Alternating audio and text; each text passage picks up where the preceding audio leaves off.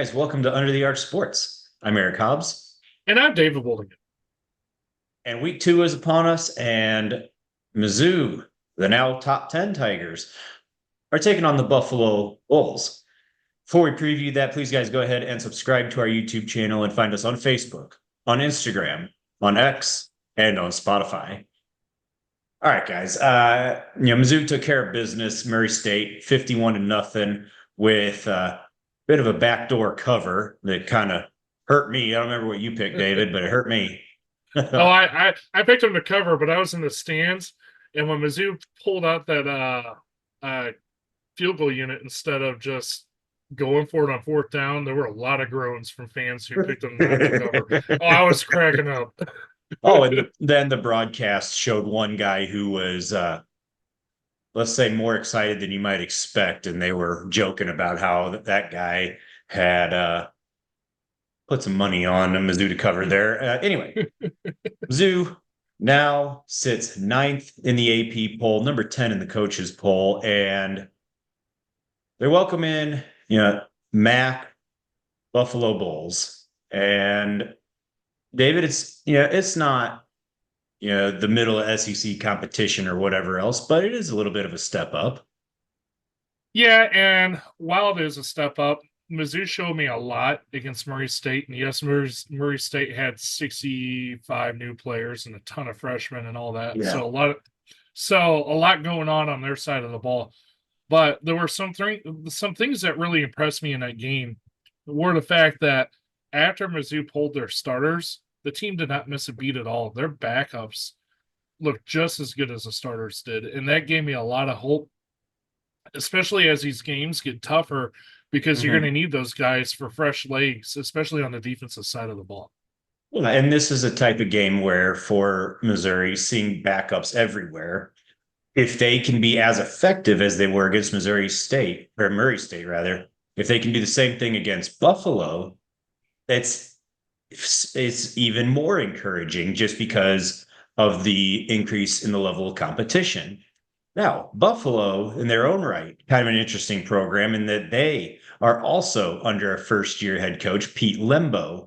They, as I said, playing out of the MAC, they took on FCS Lafayette out of the Patriot League, got themselves a 30-13 win, and it wasn't the cleanest game in the whole wide world, but they looked halfway decent, taking into account the level of competition.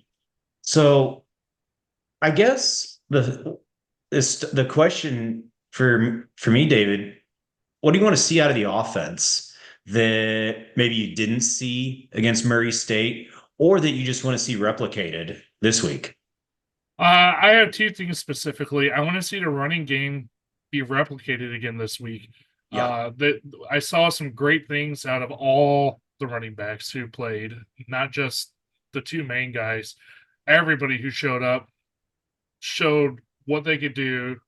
We saw great things, saw great potential. I want to see the offensive line continue to create those holes so those guys can do their thing.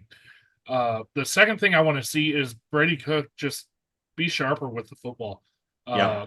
A lot of high throws, a lot of overthrows, maybe too amped up. Some of that's just off-season knocking off the rust.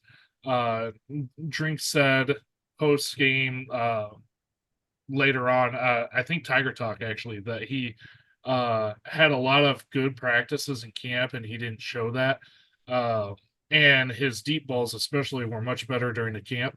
So I expect him to correct that. And this is one of those games, again, where you need to practice that so you can get tuned up for the bigger games. That way you're ready to go. I want to give Cook the benefit of the doubt on the deep balls. The first one that was a miss, Speedy Johnson got a hand on it. And when it's that close, it's not a complete just blown throw. That's close enough to where the margin of error could be the route that Speedy ran. I don't know. And maybe Cook just overthrew it by just a little bit too much. But there's other things at that point that you have to consider. Now, there was one to Burden that was like 5 yards past him as well. So, yes, Cook, I think everyone in Columbia and in Missouri wants to see Brady Cook be a little sharper on the deep balls just because there were too many misses that didn't need to be misses. With the running game, Nate Noel, Marcus Carroll look fantastic. And then honestly, the excitement kind of, kind of kind of dipped down a little bit. Like, okay, Jamal Roberts, Tavares Jones look good. Then Kwan Lacey came in, and I'll Yes. be curious to see if they're able to get him reps in this Buffalo game. If he is moving up the depth chart, how long he stays at number 5. That'll be curious to watch.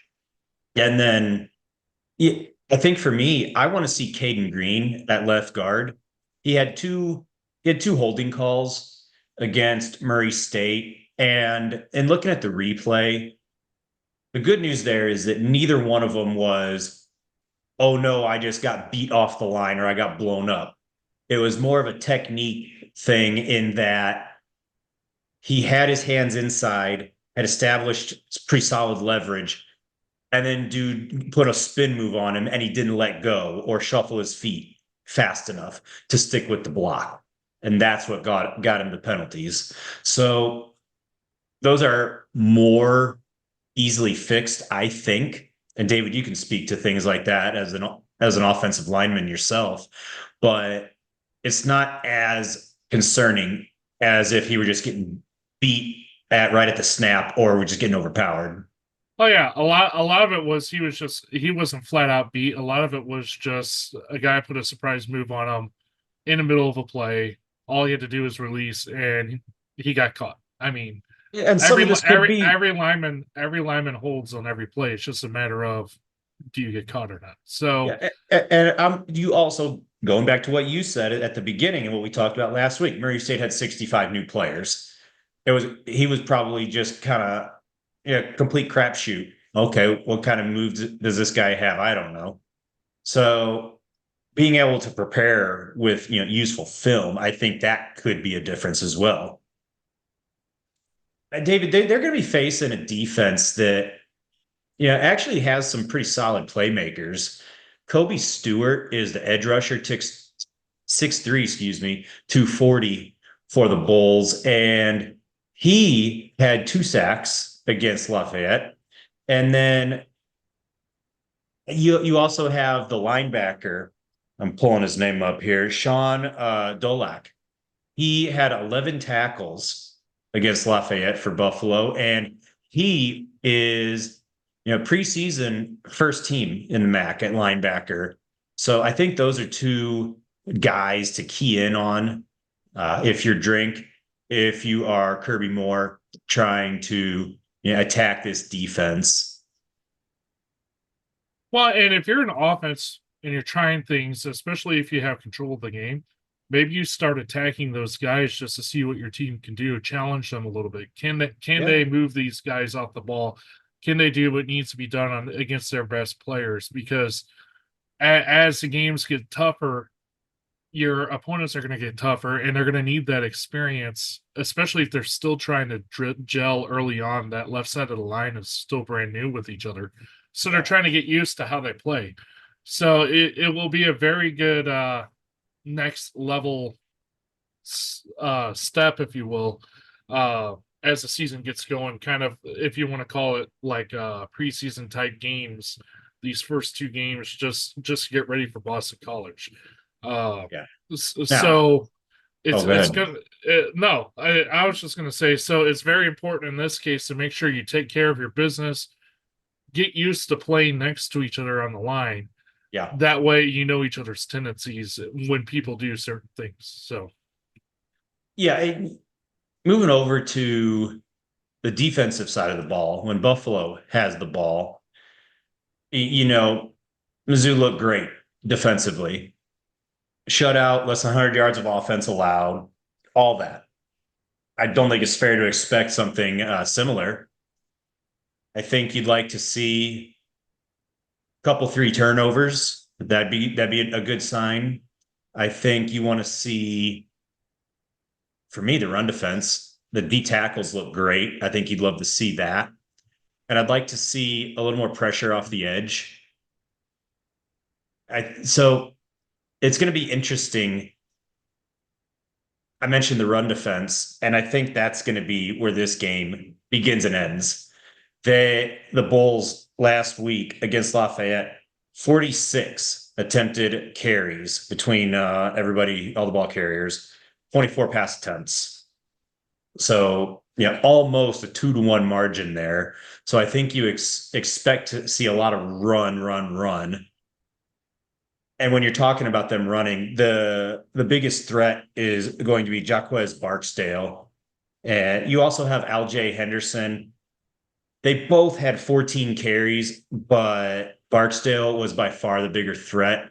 He had 99 yards, averaged 7.1 per carry with a touchdown. Now, Henderson did have a touchdown of his own, but in those same 14 carries, 36 yards total. So I think Barksdale is the running back to really kind of keep your eye on. And the leading receiver, Nick McMillan, 5 catches, 76 yards, and he had a nice touchdown, 31-yard touchdown, if the memory serves there. I think those are the guys that you're talking about, along with the quarterback, CJ Agbana. 14 out of 24, 5 attempts rushing. So mobile enough. Yeah, certainly a test, perhaps, for the edge rushers to, keep contained, really. Well, and they're going to have to gear up too because they have Boston College, who's a really good running team coming in right Yeah. after them. But I will say one thing I want to see continue that we saw in the first game and really helped with the yardage they allowed up is Mizzou's sure tackling. Yes. I didn't see a single broken tackle in that first game.